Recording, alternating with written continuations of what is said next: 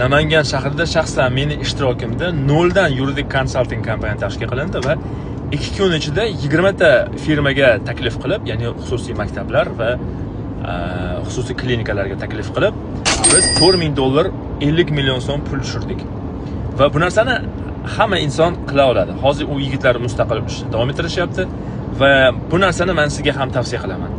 Bugungi kunda tadbirkorlar orasida yuridik xizmatlarga juda katta yuqori ehtiyoj bor, lekin yuristlarning maoshi juda yuqori. O'rtacha $400 dan hisoblaydigan bo'lsak, $4,800 yiliga to'lov qilish kerak. Tadbirkorlar hammasi ham bu xarajatlarni qilish ularga qulay bo'lmaydi. Biz nima qildik? Hamma yuridik xizmatlarni ichiga olgan paketni joriy qildik va bu paket 1 yillik to'lov bolig'i $1000 dan. 20 ta tadbirkorga taklif qildik, ulardan 4 tasi qabul qilib, biz bilan shartnoma qilib to'lov qildi, $4,000 atiga 2 kunda.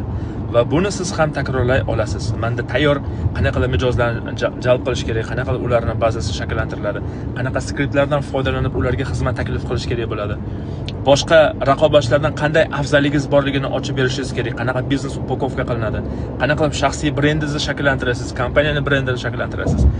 A'dan Yagacha hamma savollarni ichiga qamrab olgan tayyor biznes plan g'oya bor. Agar kim bu sohaga yo'nalishga qiziqadigan bo'lsa, menga xabar qilinglar. Eng kamida yiliga $20,000 kafolatli daromad qilishingiz mumkin.